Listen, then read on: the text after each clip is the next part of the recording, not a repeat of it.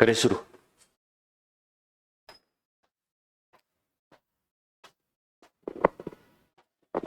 चलिए, good evening.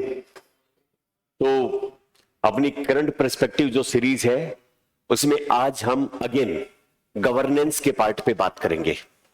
मतलब अपने देश में जो सरकार के 3 अंग है, जिसमें कौन कौन आते हैं? विधायिका, कार्यपालिका और न्यायपालिका। तो आज हम बात करेंगे न्यायपालिका की, मतलब जुडिशरी की। जुडिशरी में अगर हम देखें तो अपने देश में सबसे बड़ा कोर्ट है सुप्रीम कोर्ट, उसके बाद राज्यों के हाई कोर्ट है, फिर डिस्ट्रिक्ट कोर्ट, और फिर डिस्ट्रिक्ट कोर्ट के नीचे जो वो सब डिवीजन के लेवल पर कोर्ट, और इस तरीके से अपनी एक व्यवस्था है जुडिशरी की। तो जुडिशरी में सबसे ऊंची संस्था है सुप्रीम कोर्ट। सुप्रीम कोर्ट के अंदर बहुत सारे जज होते हैं और इसमें एक प्रमुख जज है जिसका नाम है CGI, chief justice of India. CGI ने सन 2005 से पहले भारत सरकार को एक रिकमेंडेशन दी कि आप बाकी सब जो आपकी सुविधाएं हैं, जो गवर्नेंस है, नागरिक केंद्रित सेवाएं हैं, उनमें डिजिटल टेक्नोलॉजी या इलेक्ट्रॉनिक चीजों का बढ़ावा दे रहे हो, तो क्यों न जुडिशरी से संबंधित जो प्रक्रियाएं हैं उनमें भी आईसीटी का उपयोग बढ़ाया जाए, इंफॉर्मेशन कम्युनिकेशन टेक्नोलॉजी का बढ़ाया जाए, ताकि स्मार्ट गवर्नेंस, ई गवर्नेंस जो है उसके सपने को सही मायने में पूरा किया जा सके। तो उसके लिए सीजीआई के कहने पर गवर्नमेंट ऑफ इंडिया ने एक कमेटी बनाई जिसका नाम है ई कमेटी। इस ई कमेटी ने भारत सरकार को रिकमेंडेशन दी कि आप अपने जो कोर्ट रूम है उनकी कार्रवाई है या न्याय से जुड़ी हुई जो प्रक्रिया है, न्याय से जुड़ी हुई प्रक्रिया में जितने भी स्टेक होल्डर हैं, पक्षकार हैं, उन सभी को आईसीटी के माध्यम से ट्रांसपेरेंट और एडवांस बनाया जाए। जिसमें न्याय से जुड़ी हुई प्रक्रिया में पक्षकार कौन कौन है?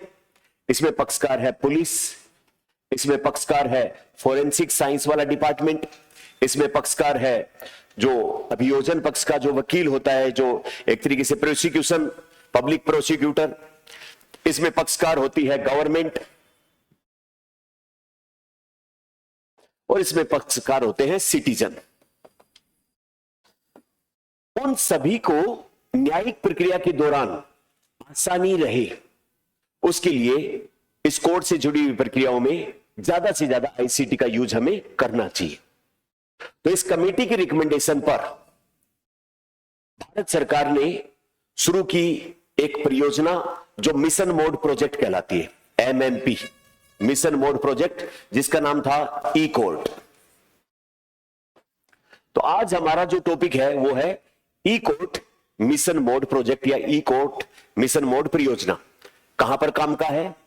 ये काम का है आपके पब्लिक एड वाले पार्ट में या पॉलिटी वाले पार्ट में, या और कोई भी जहां पर भी आप गवर्नेंस के इश्यू की बात करते हो, तो इसमें आपको और तो स्कीम मिल जाती है, सोशल सर्विसेज की, एजुकेशन की, सबकी। लेकिन जब जुडिशरी वाली बात आती है तो इसके एग्जाम्पल ही नहीं बचते आपके पास कि क्या किया जा रहा है, कैसे किया जा रहा है। तो अपन ने उस वाले वीक पक्ष को भी मजबूत करने के लिए इसको किया, और मेनली प्रीलिम्स में कुछ फैक्ट और मेंस में इससे रिलेटेड सवाल बन सकते हैं, उन सभी को शामिल किया, उन सारे डायमेंशन को कवर किया। तो ई कोर्ट मिशन मोड परियोजना जो कब स्टार्ट हुई?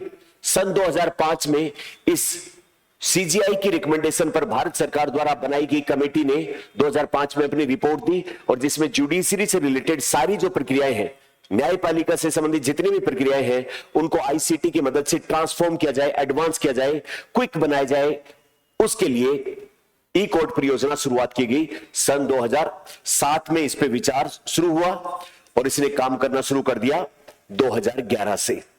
2007 में इसके ऊपर एक ट्रांसपेरेंट रूपरेखा बनी और इसने काम कर दिया 2011 से शुरू। तो ई कोर्ट मिशन मोड प्रोजेक्ट है, अब तक इसके 3 फेज या 3 चरण शुरू हुए, तीसरा चरण अभी चालू है। तो इन 3 चरणों को हम बांट सकते हैं फेज फर्स्ट, सेकंड और थर्ड। फेज फर्स्ट टाइम था 2011 से 2015 का, फेज सेकंड चला 2015 से 2023 और अब फेज थर्ड चालू है 2023 से 2027 में पूरा होगा। क्या किया गया इन अलग अलग चरण में? पहले चरण में जोर दिया गया कि न्यायालयों से जुड़े हुए जितने भी डॉक्यूमेंट हैं, पुराने केसों के फैसले, अभी चल रही प्रक्रियाएं, भारत की न्याय संहिता, उन सब डॉक्यूमेंट का डिजिटाइजेशन किया जाए, मतलब उनको पेपर फॉर्मेट से डिजिटल फॉर्मेट में लाया जाए, हार्ड कॉपी से सॉफ्ट कॉपी में बदला जाए, ताकि पुराने रिकॉर्ड जो है उनसे सब चीजें हो पाए। प्लस जो कोर्ट्स हैं उनकी प्रोसीडिंग, उनकी कार्यवाहियां जो है वो कागज के ऊपर नोटिंग के थ्रू नहीं बल्कि ऑनलाइन चढ़े, डिजिटली रिकॉर्ड हो। तो इसका मतलब पहले चरण में अपन ने देश भर के डिस्ट्रिक्ट लेवल के जो कोर्ट है, याद रखना जिला स्तर के कोर्ट है, उन लेवल पर डॉक्यूमेंट डिजिटाइजेशन और उनकी प्रोसेस को डिजिटली कर किया, यानी कि ऑनलाइन किया, कंप्यूटर के माध्यम से कौन सा केस नंबर कब तक कहां, वो सारी बातें डिजिटली की जानी शुरुआत हुई। फिर उसके बाद दूसरे चरण में कोई नागरिक जाता है जिसको अपना केस फाइल करवाना है, जो कुछ भी करना है, उसके लिए ई फाइलिंग व्यवस्था, यानी कि अब वो ऑनलाइन केस फाइल कर सकता है। कौन से रोस्टर में कौन से जज के सामने आएगा वो डिपेंड होगा। तो ई फाइल की व्यवस्था, साथ में ई फाइल करने के लिए एक आम नागरिक जो जानता नहीं है कंप्यूटर वगैरह, उसके पास कोई डिजिटल टेक्नोलॉजी नहीं है, तो कोर्ट्स में ई सेवा केंद्र, जैसे अपने बाहर होते हैं क्या ई मित्र, वैसे ही कोर्ट्स के अंदर किसी भी कानूनी प्रक्रिया में भाग लेने के लिए ई सेवा केंद्र खोलेंगे। इसके अलावा वीडियो कॉन्फ्रेंसिंग के थ्रू किसी अभियुक्त की पेशी करवानी है, जैसे बहुत सारे हार्डकोर क्रिमिनल होते हैं और उनको जेल से जज साहब के सामने लाने के दौरान इतना सारा पुलिस बल, इतना सारा सिक्योरिटी का तामझाम, फिर राइवलरी गैंगों के बीच में विभिन्न प्रकार की ऐसी सेंसिटिव सिचुएशन बनती है। तो जेल में उस अभियुक्त को वहां रखते हुए उसकी पेशी करवा दी जाए ऑनलाइन वीडियो कॉन्फ्रेंसिंग के थ्रू, ऐसा इंफ्रास्ट्रक्चर जोड़ा गया। साथ में ई कोर्ट, यानी कि कोर्ट में क्या प्रोसीडिंग चलती है। आजकल आप यूट्यूब वगैरह पे देखते हैं कि हाई कोर्ट के जज साहब जो है वो वकील के आर्ग्यूमेंट में किसी आईपीएस को अपनी टिप्पणी से धमका रहे हैं, कोई कुछ कर रहे हैं, तो वो सारी प्रोसेस जो है वो फेज सेकंड से शुरू होती है। अब फेज थर्ड चल रहा है और इसमें ये जो पहली वाली चीजें हुई उनको कंसोलिडेट किया जाए, जो कानूनी दस्तावेज है उनके अंदर एआई और मशीन लर्निंग इनका ज्यादा से ज्यादा उपयोग किया जाए, ताकि वकीलों को अपना केस तैयार करने में ज्यादा बेहतर रेफरेंस, न्यायालयों के द्वारा दिए गए पुराने फैसलों के रेफरेंस, दुनिया में किस समय पर कहां पर किस बात को लेकर किस प्रकार की कोर्ट प्रीसीडिंग हुई उसकी जानकारी, भारत के अंदर जो न्याय संहिताएं हैं, कोडिफिकेशन है, उनके अंदर इतनी मोटी मोटी किताबें जो वकीलों के चेंबर में होती थी, अब उनकी जरूरत नहीं है, एआई के थ्रू वो हाथों हाथ किसी भी रेफरेंस को देख सकते हैं। तो कुल मिला के अब तीसरे चरण में ज्यादा से ज्यादा इंटीग्रेशन किया जा रहा है एआई और मशीन लर्निंग का।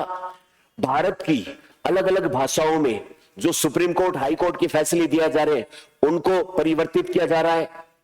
इसके अलावा जो इंपॉर्टेंट केसेस में जजों के द्वारा मौखिक टिप्पणियां की जाती है उनको वॉइस टू टेक्स्ट कन्वर्ट करने की बातें, या फिर किसी एक महत्वपूर्ण केस में संवैधानिक पीठ के सामने कोई इंपॉर्टेंट डिबेट हो रही है तो वकीलों के आर्ग्यूमेंट, जजेस के आर्ग्यूमेंट, उन सबको कोडिफाई करना।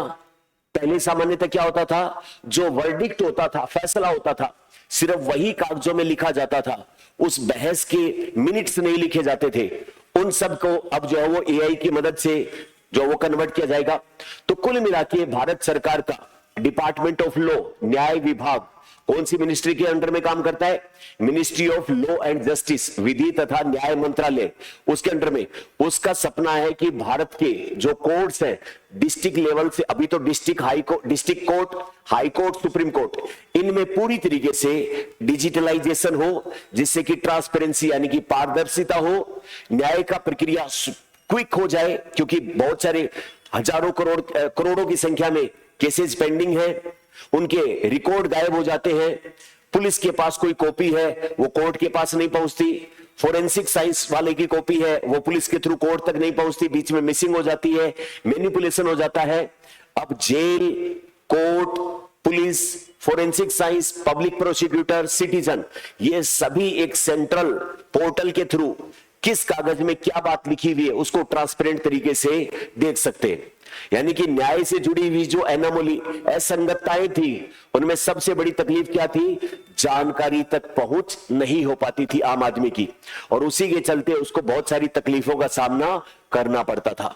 अब एक सामान्य पढ़ा लिखा व्यक्ति एआई का उपयोग करके किस कोर्ट ने किस केस में क्या कहा था, पुलिस का वहां पर क्या कमेंट था, किसी भी चीज को आराम से प्राप्त कर सकता है।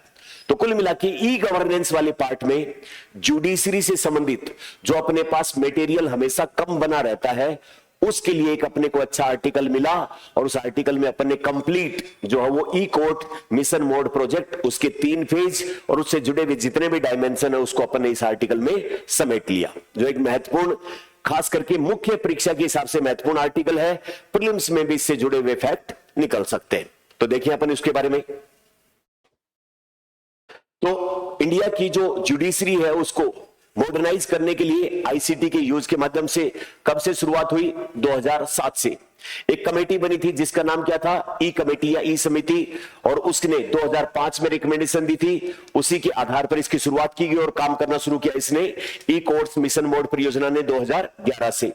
उद्देश्य क्या है? लक्ष्य इसका न्यायालयों को पेपरलेस, डिजिटल, इंटरऑपरेबल, यानी कि एक कोर्ट के फैसले वगैरह जो है वो दूसरे से कनेक्ट रहे, जजेस अलग अलग टाइप के फैसले ना दे, और साथ में एआई इनेबल्ड यानी कि एआई सक्षम बनाना।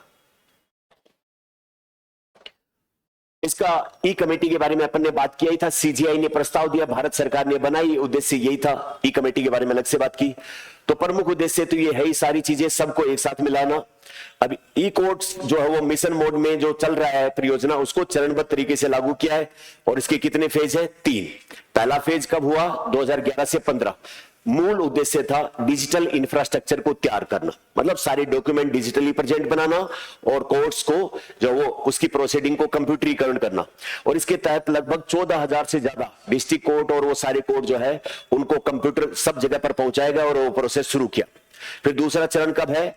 2015 से 23।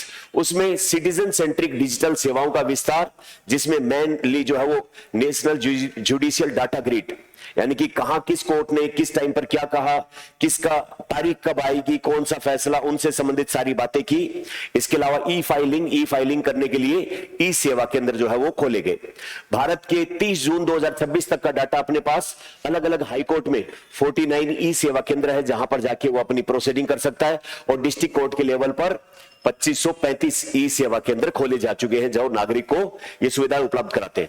अब फेज 3 चल रहा है, जिसमें स्मार्ट और पेपरलेस और एआई और मशीन लर्निंग का उपयोग ज्यादा से ज्यादा करना, जिसमें सारे पक्षकारों को एक साथ में, जेल भी, पुलिस भी, फोरेंसिक साइंस भी, पब्लिक प्रोसिक्यूटर भी, उन सबको एक साथ में लाना, और सिटीजन को ट्रांसपेरेंट क्विक वे में ऑथेंटिक सूचनाएं मिल पाए, और जुडिशरी सिस्टम जो है वो तेजी से काम कर पाए।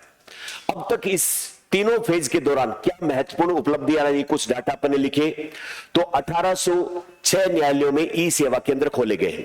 तो इसका मतलब ये जो पीछे वाला नंबर है, इसका मतलब एक न्यायालय, कुछ न्यायालय ऐसे भी हैं जिनमें एक से ज्यादा ई सेवा केंद्र खोले गए।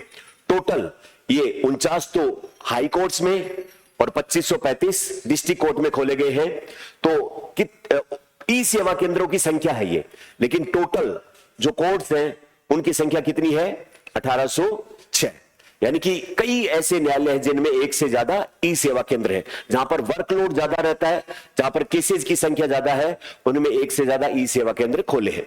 फिर उसके बाद 474 ऐसे कोर्ट्स हैं जिनको पेपरलेस कर दिया गया है। वहां पर सारी कार्रवाई बिना किसी पेपर के, ऑर्डर आता है वो ईमेल पे आता है, व्हाट्सएप पे आता है, जो कुछ भी आता है पेपरलेस हो गया। अच्छा, 538 अदालतें वर्चुअल कोर्ट के लिए सुसज्जित है। वर्चुअल कोर्ट मतलब जो ऑनलाइन, भाई कोर्ट की प्रोसीडिंग क्या चल रही है, एक जो क्लाइंट है किसी वकील का, वो आराम से अपने कोर्ट की प्रोसीडिंग देख सकता है, पुलिस ने क्या बयान दिए और सब वो चीजें। अच्छा, 4519 अदालतों में ई फाइलिंग सिस्टम लागू किया है। 7500 53 संस्थानों में वीडियो कॉन्फ्रेंसिंग के थ्रू पेशी, जैसे मैंने अभी बताया कि भाई जेल से एक हार्डकोर क्रिमिनल की पेशी करवानी है तो वीडियो कॉन्फ्रेंसिंग के थ्रू उसकी पेशी हो सकती है, या कोई बिजी आदमी है, दूर से है, पब्लिक कर्मचारी है, उनको मान लो कि एविडेंस के तौर पर, गवाही के तौर पे कोर्ट जाना पड़े बार बार अपने काम को छोड़ के, तो वीडियो कॉन्फ्रेंसिंग के थ्रू कोर्ट के अंदर जो कार्रवाई चल रही है उसमें अपनी गवाही वगैरह दे सकता है, वो सुविधा की गई है। फिर उसके बाद में किसी कोर्ट के अंदर चल रहे केस की क्या पोजीशन है उसको ट्रैकिंग किया जा सकता है, आराम इलेक्ट्रॉनिक प्रोसेसिंग सुविधा आराम से उपलब्ध हो जाती है। फिर आज के दिन जो तीसरा फेज है उसमें मेनली फोकस किस पे रहेगा, आर्टिफिशियल इंटेलिजेंस और मशीन लर्निंग पे। तो इसके तहत जो है वो अलग अलग तरीके की चीजें की गई है और उसमें टोटल इस तीसरे फेज के लिए 7,210 करोड़ का बजट रखा गया है कोर्ट के एडवांसमेंट के लिए। उस बजट में से 53.57 करोड़ रुपए तो आर्टिफिशियल इंटेलिजेंस और मशीन लर्निंग के लिए खर्च किया जाएगा, है ना। तो उसके लिए जो है वो बहुत सारी चीजों में मदद मिलेगी। अब कुछ पोर्टल्स हैं, उस पोर्टल्स जो एआई बेस्ड पोर्टल है जो कोर्ट के काम को आसान करते हैं, उनमें legal RAA, legal research and analysis assistant, जो मान लो कि कोई केस कोर्ट के अंदर जो जज साहब है उनके सामने आया और जज साहब को उस कोर्ट की उस केस से संबंधित रेफरेंसेस वगैरह देखने, पीछे क्या हो चुका है, किस नेचर का और है, तो एआई आधारित एक पोर्टल है जिसका नाम है LEGRAA। वो जज साहब को उस कोर्ट की उस केस के बारे में ज्यादा बेटर अंडरस्टैंडिंग थोड़ी सी टाइम में ही एक समराइज कंक्लूजन बना के दे देगा और उससे ज्यादा बेहतर डिसीजन जज साहब उस केस के बारे में दे पाएंगे। उसके बाद में डिजिटल कोर्ट 2.1, तो उसमें पेपरलेस मामलों के लिए सिंगल विंडो प्लेटफॉर्म उपलब्ध करवाता है। इसी प्रकार ASR श्रुति का मतलब होता है सुनना। जब कोई महत्वपूर्ण केस की कार्रवाई चल रही है तो उस दौरान जो जज साहब या वकील साहब जो भी आर्ग्यूमेंट कर रहे हैं उनके आवाज को, उनके शब्दों को किस में कन्वर्ट कर दे, टेक्स्ट में। ये बहुत ही आसान सा तरीका आजकल AI आधारित, तो उसके लिए डिटेक्शन में तो कोर्ट में जो काम में आता है उसका क्या नाम रखा गया है, ASR श्रुति। याद रखना है वैसे ही, श्रुति मतलब सुनना और सुन के लिखना, श्रुति लेख। आप बचपन में स्कूलों में लिखा होगा, सुन के लिखा जाने वाला श्रुति लेख। इसी प्रकार पाणिनि जिन्होंने अष्टाध्यायी लिखी, व्याकरण की महान ज्ञाता, तो उसके लिए अनुवाद किया जाने वाला एक उपकरण है जो अलग अलग, जैसे इंग्लिश में प्रोसीडिंग हो रही है कोर्ट में, हाई कोर्ट सुप्रीम कोर्ट में सामान्यतः इंग्लिश में आर्ग्यूमेंट होते हैं। अब तमिल में बैठा आदमी, तेलुगु में बैठा आदमी या फिर और किसी गुजराती में बैठा आदमी वो उसको नहीं समझता है, तो उसके अलग अलग रीजनल भाषाओं में अनुवाद करने के लिए जो है वो ECSR पोर्टल पाणिनि के माध्यम से ये किया जा सकता है।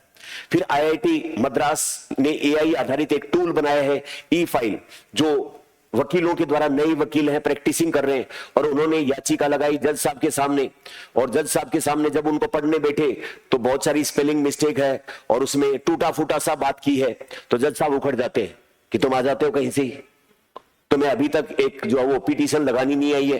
तो ऐसा कई बार जोक के रूप में फिल्मों वगैरह में दिखाते हैं, तो उससे एक अच्छा इंप्रेशन नहीं आ जाता, पहले ही बेचारा केस कमजोर हो जाता है। तो उस E-फाइल के माध्यम से जो याचिका या पिटीशन लगाते हैं उसमें होने वाली गलतियों वगैरह को हटा दिया जाता है और एक लीगल लैंग्वेज में उसको प्रिसाइज फॉर्मेट कर दिया जाता है। अब उसे जो पूरी की पूरी जो जुडिशियल सिस्टम है या क्रिमिनल जस्टिस सिस्टम है उसको डिजिटली किया जाएगा, तो उससे क्या होगा, अपराधी जो छोटी छोटी लूप होल का फायदा उठा के सजाओं से बच जाते थे अब वो नहीं बच पाएंगे। ऑनलाइन उपलब्ध रहेगा तो हाथों हाथ सब चीजें, यानी कि police, forensic, jail, court, public prosecutor और सारे जो गवाह वगैरह है वो ज्यादा बेहतर तरीके से काम कर पाएंगे। इसमें जो वो मेडिको लीगल, यानी कि हॉस्पिटल में कोई इंजरी वगैरह की रिपोर्ट आनी है, समन, इलेक्ट्रॉनिक समन भेजा जाए, वो सारी चीजें जो है वो कुछ वन लाइनर के हिसाब से अपने प्रीलिम्स में काम की हो सकती है। तो डिजिटल कोर्ट के क्या क्या लाभ होंगे, आराम से दूर बैठा आदमी कोर्ट में जाके अपना कागज निकलवाए, उसके बजाय दूर से ही उसको पता रहेगा कहां पर क्या, रीजनल लैंग्वेज में अपनी खुद की भाषाओं में डाटा उपलब्ध, उसका केस की कार्रवाई कितनी हो चुकी, कितनी बाकी है, मैसेज के माध्यम से सपोर्ट करने वाले कियोस्क उपलब्ध है, जो कीमत है वो घट जाएगी, पहले एक कागज टाइप करवाना और तो बहुत पैसा खर्च होता था, उस पैसे में कम, पूरे देश में एक जैसी यूनिफॉर्म व्यवस्था, वो सारी चीजें इसमें मदद हो जाएगी। तो ये PIB के ऊपर आर्टिकल आया था इंपॉर्टेंट और अपन ने इसके सारे डायमेंशन डिस्कस किए। तो मेंस के हिसाब से इसमें 3 सवाल बनते हैं। ई कोर्स की परियोजना तीसरा जो इस समय चल रहा है उसमें एआई और एमएल और ओसीआर क्या है, ऑप्टिकल कैरेक्टर रिकॉग्निशन, यानी कि कोई भी इस तरीके की चीज उसको स्कैन करके और डिजिटल डॉक्यूमेंट में जारी किया जाए तो उसकी उपयोग की संभावनाओं पर विचार करना है। जो क्रिमिनल जस्टिस है उसके लिए ई साक्ष्य, सीसी, टीएनएस, आईसीजीएस उनको किस प्रकार क्रिमिनल जस्टिस को प्रभावी बनाएगा, ई कोर्ट्स की तीनों परियोजनाओं के बारे में बताना है। तो ये अपना आर्टिकल बनता है जिसके ऊपर मेंस में खास करके ई गवर्नेंस, गुड गवर्नेंस या फिर जुडिशियल सिस्टम का आईसीटी की मदद से ट्रांसफॉर्मेशन जो है उसके ऊपर एक सवाल अगर मेंस में बने तो हम उसको बेहतर तरीके से डील कर पाए, उससे रिलेटेड है। जनरली कम मिलता है इसका मटेरियल, बाकी तो गवर्नेंस वाले इश्यूज पे खूब सारा मिल जाता है, ये मटेरियल कम रहता है, तो इसलिए अपने करंट के हिसाब से और इसको आप वहां पर जोड़ के कनेक्ट करके अच्छा पढ़ेंगे तो अच्छा सवाल बन जाएगा। कल मिलते हैं, थैंक यू वेरी मच।